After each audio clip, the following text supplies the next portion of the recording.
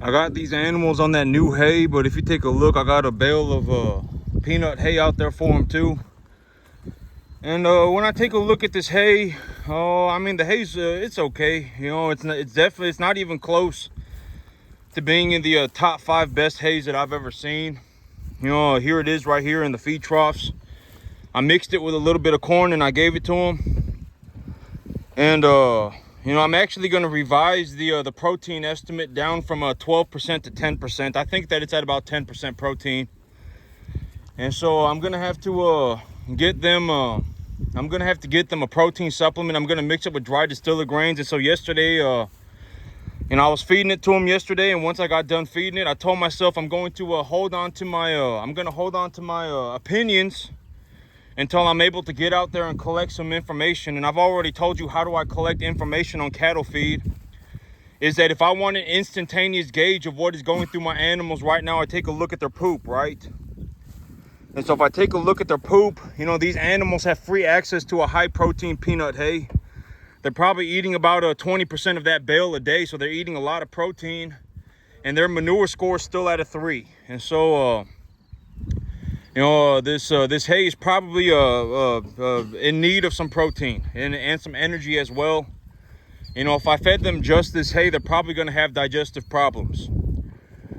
And so, and I know that this may sound like a kind of a prick thing to say, but I'm just going to say it because it is my, you know, I honestly believe it. And it is that the best 3 hay crops that I have ever seen in my entire life were grown on this field by me. I'm just going to say it, you know, by a long shot. Like the best hay crops that I've ever seen were grown by me on this field. That winter wheat was number 1, that sorghum Sudan grass was number 2, and that ryegrass was number 3. And then, you know, one time I bought some soybean bales, and the soybean bales were pretty good. I was feeding it to the animals free choice, and I was giving them some corn, and they were putting on weight real good with that. And you know, yeah, I'm just that is from what I've seen the best 3 hay crops that I've ever seen in my entire life. By a long shot, were grown by me on this field. And you know, I messed up fertilizing my field. And my hay has completely stopped growing. And you know, I think a lot of people are gonna freak out when I say, oh my god, you know, on the front yard I put 500 pounds of fertilizer, and on the back I put about 250, 300 per acre. And people, oh my god, he's putting 500 pounds of fertilizer on per acre on his yard or on his field. But you got to understand that I've already told you 50,000 times that I put a 5131 NPK sulfur fertilizer on my field, right? I've already said, you know, if I'm gonna put anything on my field, like if I see something that is specifically happening, like, oh, I have a phosphorus deficiency on my field. If I take a look at my field and I say I have a phosphorus deficiency, then I'll change over to something else. But if I was just going to put a generic formula, you know, and I've already told you my formula, right? I've already told you that if you're trying to grow something like a broadleaf, like an alfalfa, you might want to use a 517, right? I've already said that like 20 times, right? You know, in terms of a grasses tend to use less potassium than broadleafs do, and so I use a 513. And my field here in this particular location has a pH of 7.4. And so I use sulfur as well. And when I use sulfur, it drastically increases my biomass accumulation. And even though I have a 7.4 pH, I still need to put potassium on my field. And I already said that in terms of raising the pH of a soil, the main components, the main molecules that are responsible for raising pH in the soil are calcium, potassium, magnesium, salt, right? I've already said that like 20,000 times. And if you're not on a beach, like if you're not next to the ocean, you don't really have to worry about salt, right? And so calcium, potassium, magnesium, right? I've already said that like 20,000 times too. And so, but even though my, you know, and there's something else too, but I forgot. I'm pretty sure there's another molecule, but I can go up on, if I really want to know, I can go on Google right now and look it up, right? I've already said all the answers are on Google already. And so even though my soil has a pH of 7.4, I find that I need to put potassium on it. You know, I got a lot of calcium in my soil, right? I got a lot of calcium in my soil, and that's probably what's increasing the pH so much. And so, But I was gonna talk about this, actually, I brought home a cat yesterday. There was a homeless guy walking around outside, and he had a cat, and he asked me if I wanted the cat, and I said, yeah, I'll take the cat, and I got this cat, and the cat, it's a little kitten, a little homeless, little cat, a little homeless cat, and guy asked me if I wanted it. It's a homeless guy, and he asked me if I wanted the cat.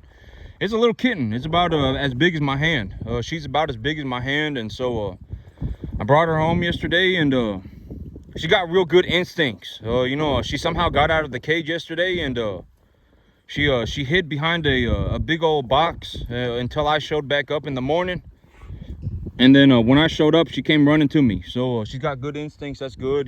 She shouldn't be just wandering around. If she got out, she shouldn't be wandering around, right? I mean, she's gonna die like that out here. But she got real good instincts. She got out of the box yesterday. She's about as big as my hand, and when she got out of the box, she hid behind this big crate until I showed back up in the morning. And so that's good. She shouldn't be wandering around outside, right? If she's wandering around outside, she's gonna die. And so I got a cat yesterday, and so I was running my numbers yesterday. And I figured that what I'm gonna do. Okay, so I talked about this before, and I've already said this like 20 times too. But when the price of grain, when the price of corn, in particular the price of corn, when the price of corn goes sideways for a long period of time, the gap between the lower weight and the higher weight animals tend to shrink, right? And another way to think about this is that a couple months ago, fed cattle were selling at about $1.80, and calves were selling at about $4 to $4.25. And right now, the fed cattle are up to about $2, and I would say that the calf market has gone to about $3.50, $3.75, something like that. I would say about 3.5. And so the calf market has dropped and the fed cattle market has gone up. And so that's what I mean by, when the corn market goes sideways for an extended period of time, the gap between the lower weight animals and the higher weight animals tend to shrink, right? I said that like 20 times. I even said that like a year ago, and I'm saying it again right now because it's happening right now, right? The corn market's pretty much gone sideways at about $4.50 for like the last 5 months. And fed cattle markets have gone up, and lower weight calves have gone down. And so, and another way to look at this, if you want the reality perspective, is that I've already said this too, but I'm not the only person who has realized that you can just call your commodity broker right now and buy grain and feed it to your animal and make money on it. I'm not the only person who has realized that, right? The people who know what they're doing, they've all realized this already. They realized this a long time ago. I did not notice that I realized it a long time ago, but I also had, my business was running the way it was because I was taking advantage of the market, right? I was capitalizing on the market. I had a very, very, very good crop of winter wheat. I mean, it was the best hay crop that I've ever seen. The grass was up to my shins. I was grazing it at like 4 animals an acre, 5 animals an acre, about 3 or 4 animals an acre. And, I was making a ballistic amount of money. I must have made like 30, 40 grand on that winter wheat. And I had grown a massive amount of winter wheat, and, I was feeding my animals on it, and I made a ballistic amount of money on that winter wheat. And, the people who know, they know. I've already said, when you really look at the population, there's a very small portion of the population who actually knows what they're doing. And those are the people that are essentially taking over the entire market, right? I've already said capitalism, it might look unfair, but in reality, capitalism is the most fair system, right? Because it's like, what are we going to do? Go communism? I've already said, if you're poor in a capitalistic society, if you go to a communistic society, you're going to be even more poor. Right? You're not magically going to get rich one day. It's just not going to happen. Then that's what I call the island of gold philosophy, right? There is no island of gold. There is no island of gold. And if you actually take a look at the world for what it is, even if you're poor in America, your quality of life is drastically higher than if you were poor in a third world country. If you were poor in a third world country, it is going to be a miserable situation for you. Babies dying everywhere. Horrible, horrible situation, right? You might not even be able to drink clean water. You might not even have, access to any kind of food. Legitimately, right? If you're poor in a third world country, it's pretty much game over for you, right? And if you're poor in a capitalistic society and you go into a communistic society, you're going to be even more poor, right? I've already talked about that like 20 times too, right? There is no Hail Mary formula. You know, we cannot make everybody rich, because at the end of the day, a lot of people, even if you give them $1,000, they will implode, right? A lot of people, there's a very real possibility that people are poor because they act like a tard, right? I've already talked about that 20,000 times, right? And so the people who know what they're doing, they know what they're doing, right? I'm not the only person who is taking a look at the market right now and going, oh man, you know, if I just call my broker right now, if I just call my broker and put some feed together and give it to these animals, if I feed 1 to 1.5 type medium large frame animals, the fed cattle market's gone up like 15% over the last 5 months. The fed cattle market is hovering around $2 right now. And so for a 1,400 pound animal, you could genuinely get $2 a pound on that 1,400 pound animal. That's like $2,800 on a 1,400 pound animal, right? And I've already talked about this too, but the lighter the animal gets, the harder it becomes to raise them. And it's on an exponential scale. Like if you go from raising 800 pound animals to raising 500 pound animals, you're going to need to be like 5 times as good. And then if you want to go from raising 500 pound animals to raising 200 pound animals, you are going to need to be like 20 times as good. And if you are going to if you're going to go from raising 200 pound animals to raising 100 pound animals, you're going to need to be like 500 times better. It's an exponential curve. So the lighter the animal gets, the harder it becomes, and it is a drastically, it's an exponential scale. And so, you know, in these current market conditions where people are like, you know, I can just go and buy a 500 pound animal for $3.25. I could just pay $1,600 for a 500 pound animal, bring that animal home and feed that animal up to, you know, 800, 1,400 pounds. And if I feed that animal up to 1,400 pounds, I could go and sell that animal for like $2,800 right now, right? I could just, that's like a $1,200 margin. And then let's say you spend $700, $800 on feed. You're still making like $400 or $500 on that animal, right? And, the feeder cattle market sitting at about $250, $260. Realistically, here in Texas, that means the cattle are going to sell for about $230, $240, right? And so if you got an 800 pound animal and you get $230 for it, I mean, you're getting like $1,900 for that animal.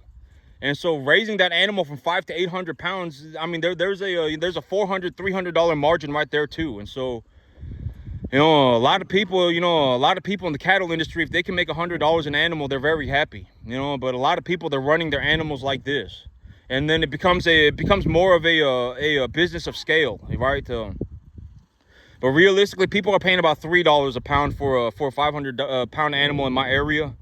So it's like if you bring home an animal for $500, or excuse me, for $1,500, and you can raise it 300 pounds, and if you have a 500 pound animal, maybe it takes you 3 or 4 months, right? It takes you 3 or 4 months, and you can get that animal up to 800 pounds, and then you just sell the animal. And when you sell the animal, you get like $1,800-$1,900, right? And so, and a lot of people, if they can make $100 an animal, they're very happy on it. And then also, if you purchase animals, they also become a tax deductible asset. So if you owed a bunch of money in income tax, that reduces your income tax obligations, et cetera, et cetera. So, there's a lot of financial motives here and there to do whatever it is that you need to do to make some money. So, my big plan right now is that I'm going to take these animals. Calf markets are lower. People are paying less for calves right now. And in terms of my skill set, I'm not saying that people should go run out and buy calves right now. If you buy calves, and the big problem with calves is that if you bring home 5 calves and one of them gets sick, that one that got sick could get another animal sick, and now you got 2 animals that are sick, and those 2 animals could get a third animal sick, and now you got 3 animals that are sick. And so you really have to know what you're doing. You have to be, you got to understand that these calves are the hardest. They're the hardest to raise. And so, the 5 animals that I brought in 2 weeks ago, they're all doing okay. They're all doing good. As of right now, from the information that I have collected, when you give an animal a intranasal vaccination, it takes about 5 days for the vaccination to take effect. And it's been a week since I've given them the vaccination. So, they should be fully vaccinated. This week, I'm actually going to start taking animals to market. And when I take animals to market, they're actually standing right there by the barn. I don't honestly know if you can see them. But I'm gonna start taking the bigger animals to market, and when I take the bigger animals to market, I'm gonna let the calves out back here, because I don't want to put the little calves next to the big animals, because the big animals will push them over and, you know, make it hard on them, and then they'll freak out again. And so, you know, I got them over there. But as soon as I take the bigger animals to market, I'll let the smaller calves back here, and I'm gonna start raising animals to 600 pounds. I'm not gonna go up to 800. I'm gonna go up to about 600, maybe about 500-600 pounds. I'm gonna bring them in at about 2.5. And I'm gonna take them up to about 500-600 pounds. And the reason that I'm doing that, I've already said this like 20,000 times too, is that if you really want to think about in terms of, if you want to conceptualize how much does an animal eat, if you want to be able to understand mentally how much does a bovine eat, right? If you want to understand how much does like if you have a cow, how much is it going to eat, right? How much is that animal going to eat? The way you think about it is a proportion of their body weight. They're going to eat about, you know, from about 2.5 from about 250 up to about 800 pounds. They'll eat about 3.25% of their body weight a day in dry matter. Most feed is somewhere between 5 and 15% moisture, depending on whether you have a pellet or you have like something like a hay. And so you can just estimate, if you want to be a conservative estimate, you can do 4% of their body weight a day in food. And if you give them about 4% of their body weight a day in food, they won't, if you try and give them any more, they just won't eat it. Unless you start giving them things like an ionophore or whatever it may be, you know, you put a growth implant in their ear or something like that, then they might eat more, right? But, you know, most of the time, if you just, like me on my farm, I just have animals, right? I don't implant them with growth hormones. I don't give them ionophores. I don't do any of that stuff. I just put them on feed, and then I let them be, you know. And these animals, you know, rough estimate, 4% of their body weight up until they're about 800 pounds. And then when you're going from about 800 pounds up to about 1,400 pounds, they might actually eat about another percentage more. You know, because I've already talked about this, but, you know, an animal, you know, the bigger animals can eat more, right? I mean, they're going to put on weight faster because they can eat more. I mean, that's just how, like, if you got a 400-pound human being and you got a 200-pound human being, that 400-pound human being could probably go up to 500 faster than that 200-pound human being could go up to 300, right? I mean, it just is what it is. I mean, they can probably eat more, probably a drastic amount more. I mean, you know, sometimes I'll be watching these shows and it's like my 500-pound life, and it's like, man, this person put on like 10 pounds in a day. You know, I don't know how they managed to do that, right? They'll be sitting in a hospital for a month and they'll put on like 50 pounds. And it's like, you know, you were sitting in a hospital, they were making sure you didn't eat for like 3 hours a day, and you still managed to put on like a pound a day. I don't get it, right?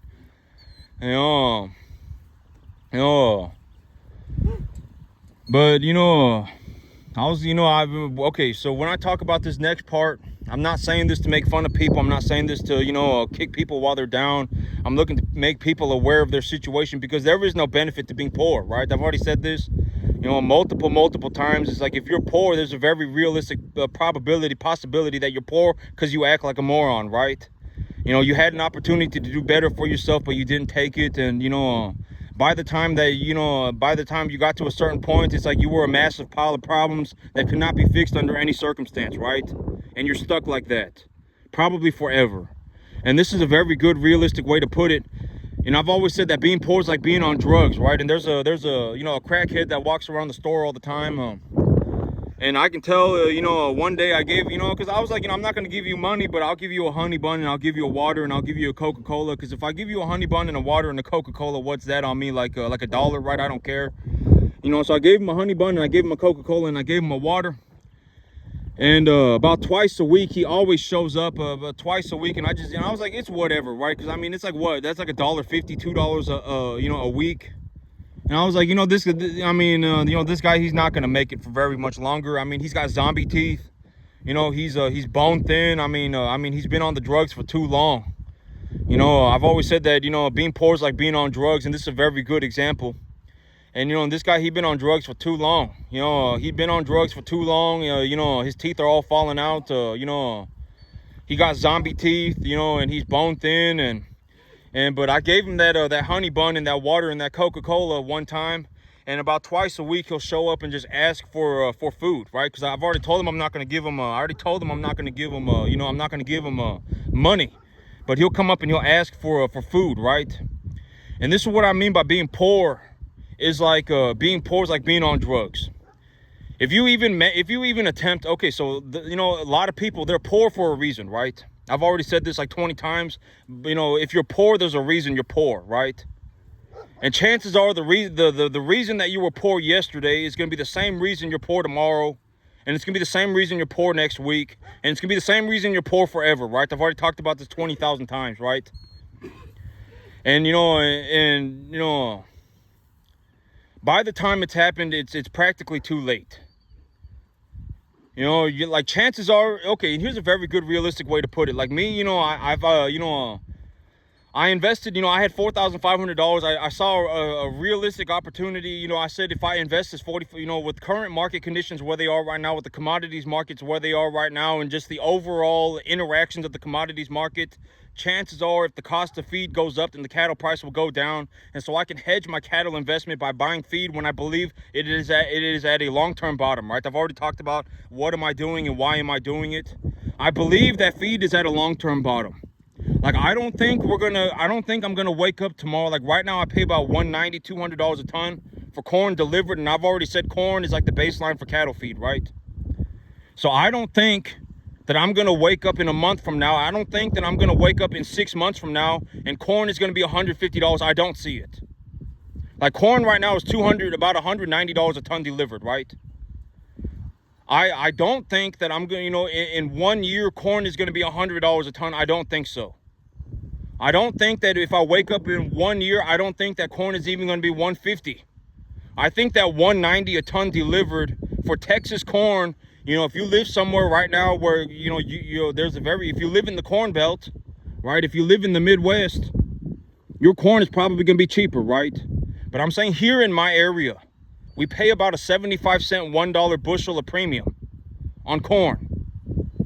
And so I don't see our corn going from 190 a ton here locally from my broker. I don't see it going from 190 a ton to 150. I don't see it.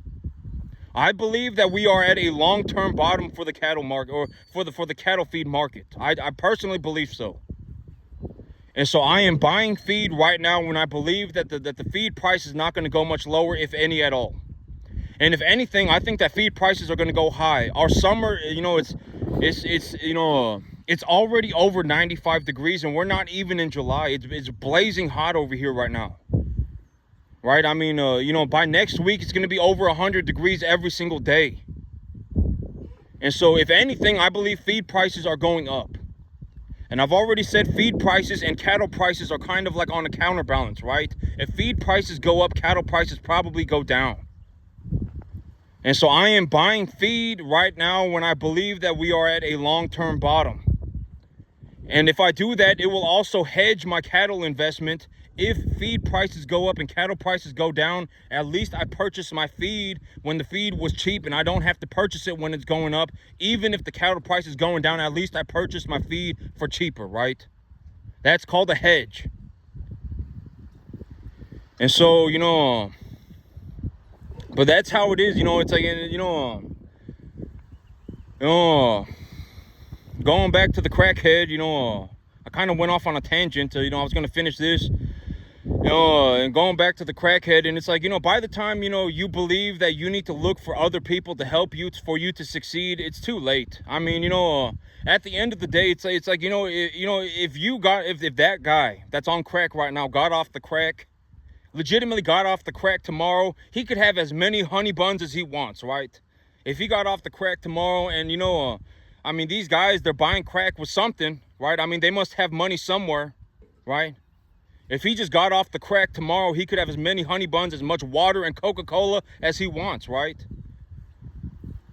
I mean, they must be making money somewhere. I mean, he's buying so much crack that it's killing him, right? I mean, he must have money somewhere. And that's the same thing with being poor, right? It's like, if you legitimately stop being poor tomorrow, if you just, whatever it was that was driving you to be poor, if you gave it up tomorrow and turned yourself around, I mean, I mean, you could have practically whatever. You could buy 98% of anything on the planet for $60,000 a year if you made a long enough if you made a long enough investment time period.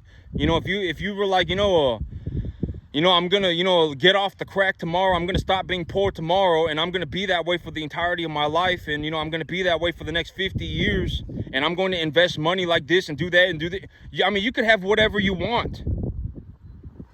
All right. I mean, if you want a middle class house, you could do it. I mean, if you want a decent car, you can have it. If you want to put food on the table, you can do it. If you want to give your family a better future, you can do it. Right. All of that, it's the same thing. This is what I mean by being on drugs. Is like being poor, right? It's like, this guy, if he gave up the crack tomorrow, I mean, he must have money. I mean, he must be making money somewhere. I mean, he's smoking so much crack, it's killing him. If he gave up the crack tomorrow and just actually went about his way, he could buy all the honey buns and all the Coca-Cola and all the water that he wants. And it's the same thing with being poor. It's like if you gave up being poor tomorrow, I mean, you could legitimately make it, right?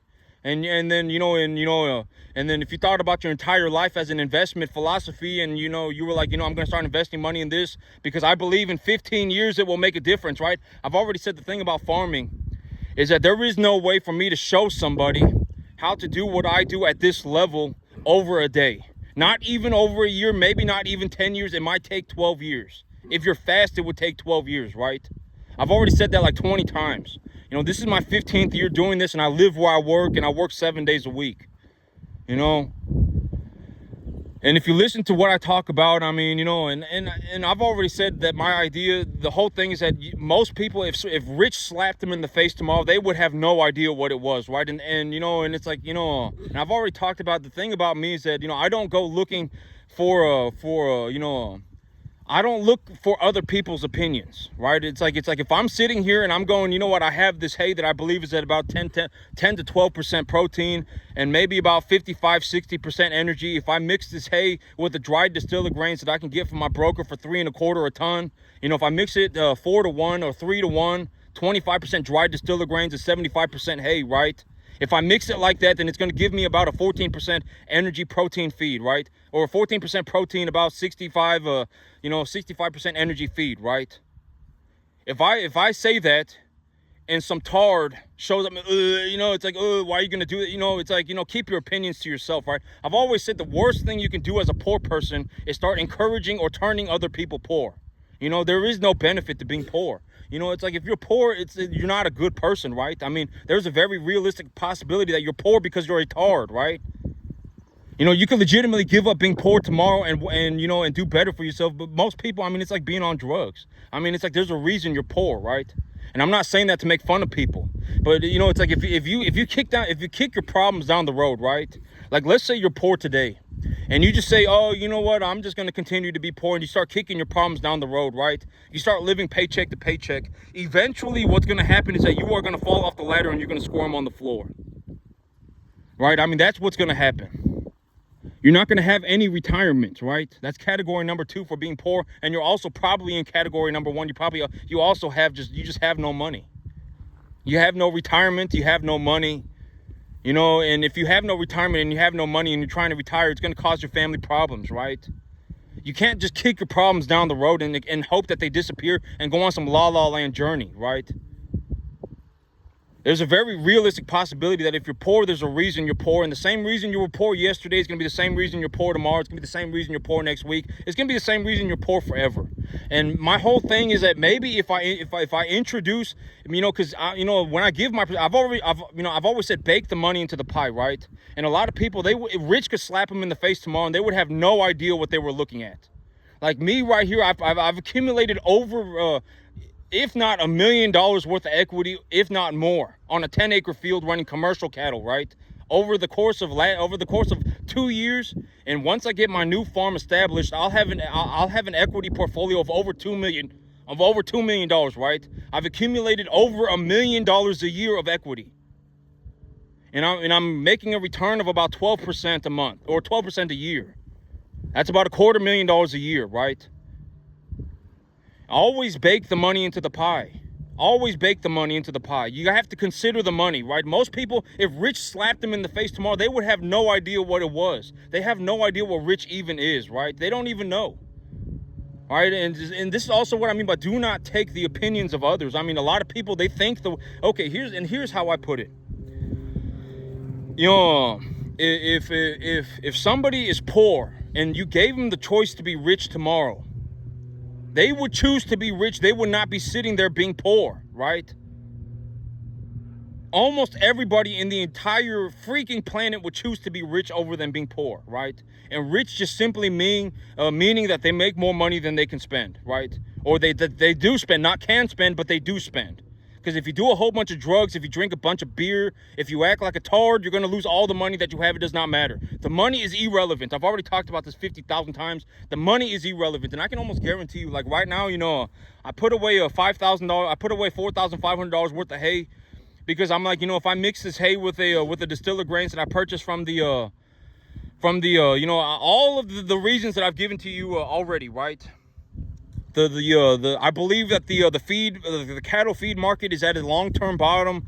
You know, I can use that as a hedge against my cattle investment in case cattle prices do go down and feed prices go up, right? I've already said that like 20,000 times, and in my local area, it's already starting to get blazing hot, and if it gets blazing hot, nothing's going to grow, right?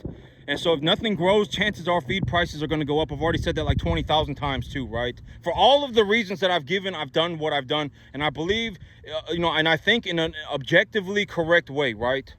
I'm not just going on some la land adventure, right? I'm not going, oh my God, you know, I don't need a plan, and you know, I fell out of heaven at 7. I'm going to throw a Hail Mary, and when this thing works out for me in a mystical, magical fashion, I get to go skipping off into the sunset singing Kumbaya, right? That's not what I'm saying, right? And you know, most people, if Rich slapped them in the face tomorrow, they would have no idea what they were even looking at. So don't go and ask people for their opinions. You know, if you genuinely want to know my perspective, right? And there, at the end of the day, there is a reason why I accumulate $1 million a year in equity, right? And I do it via farming, one of the hardest industries known to man. Most people cannot farm to make even 10% the money that I do. And I've already said, if you start a business, the idea of starting a business is that you have now entered a global competition for dollars, right? That's my big philosophy on what is business. You are in a global competition for dollars. So if you want to run cattle and make money, you have to be better than everybody else at running cattle. You know, because at the end of the day, cattle is a global commodity. It does not matter where you are. People will see cattle as some kind of a valuable asset, right? They will be willing to pay you for that cattle. And so, you know, and this is also what I mean by, you know, if you're looking to start a business, you should not be looking to start a business. You should look to buy a business, right? Most people should. You should just go and buy yourself a business. Don't start yourself a business.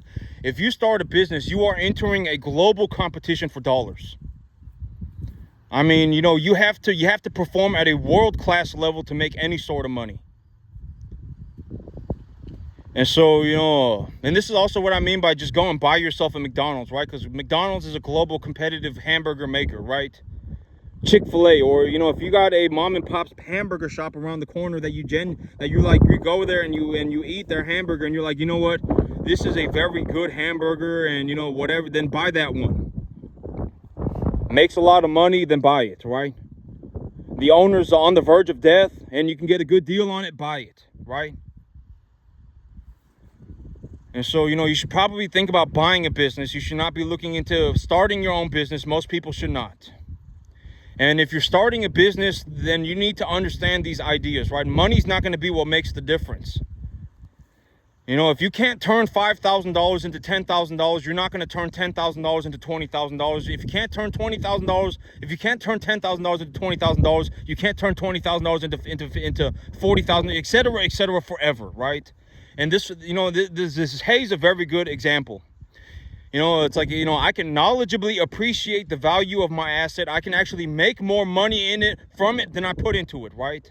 If I take this hay and I mix it with a dried distiller grains, 3-to-1 parts hay and dried distiller grains, and maybe put in about 10% corn somewhere, you know, take about 5% out of the distiller grain, whatever, put about 10% corn in there, feed them some corn, you know, and then I mix the hay like this and create this ration, and I put these animals on it, essentially free choice. then, and if I bring in 1 to 1.5 type medium large frame animals and I take them from 200 to 600 pounds right now with the market conditions where they are, then I can probably make myself a couple $100s per animal, right? I go, because I've already said that if I buy feed and if I grow my own feed, it's about a 5-fold difference. If I grow the hay here myself, it's about 20% the cost. Even when feed is cheap, it costs me about 20% as much to just grow my own feed. And so if I pay $2,500 a month to buy feed, then it costs me $500 a month to grow it. And so, and if I raise my animals from 600 to 800 pounds, they're going to eat substantially more food from that 600 to 800 pounds than they would from 200 to 400 pounds or from 400 to 600 pounds. And so right now I'm having to buy feed that is, even though it's cheap, it's going to cost me a lot more than if I were to just grow it myself. It's going to cost me a lot more. And so, and the corn market has gone sideways for an extended period of time. Fed cattle markets are going up and lighter weight calves are going down. With the current market situation, with the current market environment, I can hedge my cattle investment by buying my feed right now. And if I raise lower weight animals, I can turn the animals around faster. I will make more per dollar or per pound of calf. Per pound of animal, I will make more money. And I won't have to feed them from 600 to 800 pounds where they eat the most amount of food. Knowledgeable investments, right? This is why I am investing in this. This is the reason why this is objectively correct. It's not some la-la land adventure, right? I mean, when you listen to the things that I say, you have to bake the money into the pie. Understand that there is a reason why I put together $1 million worth of equity a year, right? You have to understand that there is a reason why, I make a 12% return on $2 million, right? And here's the thing is that at the end of the day, the $2 million, the 2 million, I've already said that about half of that is the equity that is tied into my business. And if you know how to start a business, you're essentially a money printing machine, right? If you genuinely know how to start a business, and I've already gave you the farming analogy for it. If you put me and 99 other people on a field tomorrow and everybody was put on the same field, more or less the same field, if one person is making $20,000 a month and everybody else is losing money, there's a reason why the guy who's making $20,000 a month is making $20,000 a month, right? There's a reason why the 99 people who are failing, right? And so if you can show up on a field and start a business, like I've already used the farming analogy. If you put me on a field and it's like, that field had nothing happening on it, right? It was a Billy Joe Bob field. They got 50 acres and they got 10 cattle on it, right? Billy Joe Bob had his little la-la land adventure on this field. But then I show up and I put 200 cattle on that field and start growing some world-class hay. And I start making $20,000 a month. Then that money did not exist until I showed up. And so if you know how to start a business, it turns into a money printing machine. If you want to know how to make millions of dollars, millions. I'll probably make more than $10 million over the next 2 years of my life. If you want to know how to become a money printing machine, that's how you do it. Because every dollar that you make, and it's like, if you evaluate your business at a 3 to 5 times multiplier of that money, if you make if you got, whatever it may be, it turns into, if you can show up on a field and start making money on it when nobody else could, it turns you into a money printing machine. A money printing machine, millions of dollars. And, it's like it's like, but, when it comes to business, and this is a very good example of somebody who is, it's like when I talk about business with people, I don't really care what your opinion is, right? Keep it to yourself. If you're poor, there's a reason you're poor, right? Keep it to yourself, right? You're poor. You should not be going around, I fell out of heaven a 7, right? You're poor. At the end of the day, it just is what it is. Money's not subjective, right? You could be rich tomorrow if you felt like it, but you've decided that you wanted to repeatedly be a tard and just be poor forever, right? It's not hard to become rich. You know, I've already said, you know, how do you know, but you know, I was actually talking business. You know, a lady, you know, I talked to her about me starting a business and doing very well for myself, and then she was like, oh my God, I want to start a business. This is a very good example of why most people get nowhere in life. And this is also what I mean by a lot of people. They'll start zigzagging all over the place. They cannot move forward in a straightforward line. Most people can't. If you actually start talking to them about stuff, they cannot stay focused like on one thing at a time at all, ever. And this is a very good example. I was talking to a woman about business, and this woman severely agitated me. Because it's like, you know, it's like, I don't think you understand what I had to go through to start my business. Like, if you had to do what I did, you would have thrown yourself off a bridge. Right? I mean, I don't think you understand, like, you don't even remotely even consider how difficult it was for me to start this business. It was almost impossible. Right? I mean, there's a reason why nobody does this, right? I mean, it's because it's almost impossible, right? And then this woman, you know, came up to me, oh my God, you know, I want to start a business. And then, oh my God, you know, I want to start a business. And then, oh my God, you know, I want to win. This is actually what she talked to me about. Oh my God, I want to start a business. And then she talking about she want to win the lottery. And then when she win the lottery, she wants to start a mental health institution. But she's scared of starting a business because she has bad health.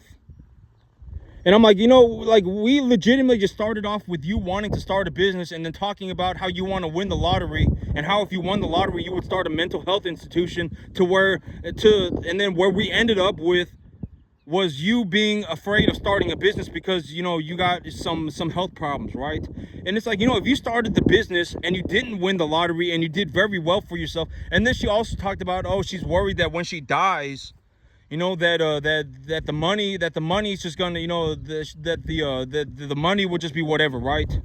And I'm like, what a freaking moron, right? I mean, like, if you were dead serious about making a large sum of money and starting a mental health institution, if you started a business and made a lot of money and when you died, you could donate that money to build a mental health institution. Like, what do you not understand, right? I mean, don't give me your BS. Don't drag me into your nonsense, right? A lot of poor people are like, they will attempt to drag you into their nonsense, right? A lot of people are like that. You know, oh my God, you know, I fell out of heaven to seven and my life's a mystical, magical journey and I want to start a business too. And it's like, I don't think you even remotely understand. Like, because here's the thing, it's like my big philosophy on that is like, if you could do it, you would be doing it. Most people, if they realize that they can make $2 million worth of equity over the next 2 years of their life for $4,000 a month, and make a 12% return on it, they would not know whether to piss their pants or sing Kumbaya. They would be in shock. Right? I mean, most people, if they genuinely believed that they could make $1 million a year for the next 2 years, $2 million of equity, and it would cost them $4,000 a month, and they could make a 12% return on that $2 million, they would go into shock. Oh my God, I can invest $4,000 a month and make $25,000 a month, $20,000 a month. They would be in shock. They wouldn't know what to do with themselves, right? Most people would implode. They would self-destruct, self-sabotage. I would be willing to bet 50 to 1. If you know, you took the entire, this is also why you cannot give people money, right? This is also why you cannot give people money. And, you know, and that crackhead is a very good example of why, you know, it's not good to go around and hold people's hands. Because it's like anytime that they believe that they need a little bit of help, they will go looking for help again. Instead of looking towards themselves, right? They won't sit there and go, man, maybe I should look for the answer myself. They're going to go and look for help. They're going to go look for that honey bun, right? They're going to go and look for that Coca-Cola. They're going to go and look for that water. They should go, oh my God, you know, if I just did one simple thing, I could figure it out for myself, right? This is also why you should not help people, you know, because they will always, anytime that they feel that little bit of discomfort, they will go looking for that honey bun. They will go look for that person that will give them the honey bun, right? When in reality, it's like, you know, if you just made one small change with your you could legitimately change your entire life. You could have as many honey buns as you want.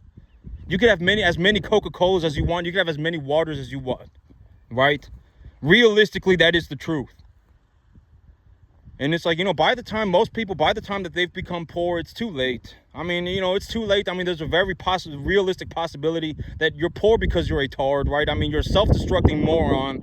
If I gave you $1,000 tomorrow, you would implode, right? If you can't turn $1,000 into $2,000, you can't turn $2,000 into $4,000, right? If you can't turn $4,000 into $8,000, you can't turn $8,000 into $16,000. You just can't do it. And you know, the feed that I got right now is a very good example of what I'm talking about. I invested about $4,500. I'm reducing the total weight of my animals. The gap between the lower weight and the higher weight animals is shrinking. Right? I don't have to pay as much for a calf, and I get more for them when they're bigger. And you know, feed right now is pretty cheap. It's you know, I don't think it's going much lower. And so under these current market circumstances, if I operate my business this way, you know, then I don't really but granted that I need to have the skill set to raise the lighter weight calves, right? I've already said that the lighter the calf is, the harder it becomes, and it is an exponential scale, right? And so granted that I have the skill set to raise lighter weight calves, now is the time to capitalize on that skill set and the overall commodities market. And so, you know, if I run the numbers, you know, and I just kind of fiddle fart around with them, you know, I may have been, you know, when my grass was growing in very well, and I was raising animals up to 800 pounds, and the feeder calf market was going, the feeder cattle market was going sideways at 250, 260. I may have made about, you know, I may have been profitable up to 800 pounds. But right now, the most profitable thing that I can do is probably raise them up to about 600 pounds. And if I raise them up to 600 pounds instead of 800 pounds and I put them on cheap feed instead of grass, I realistically only reduce the amount of money that I'm making by about $1,000 a month. Because I'll be paying less for the animal. I'll be making a little bit more for them when they're bigger. I pay less for their feed. And, you know, I'll only really be losing about $1,000 a month when I should have been losing about $2,000. So I can actually cut my losses by a little bit, by about half. And so instead of you know, if it costs me $500 to put them on grass, and I can raise them up to 800 profitably. But with the current market, you know, with current everything that is going on right now, when I take a look at the situation that I am in objectively, if I put my animals on feed up to 800 pounds, it's going to cost me about 5 times as much. But the feed right now is very cheap. I don't think it's going much lower, so I'm buying it wholesale bulk. And if I buy it like that, then the feed is cheaper. And if I'm raising them up to 600 pounds instead of 800, realistically, I'm only spending about $1,500 a month for feed instead of $2,500 that it would take to raise them to 800.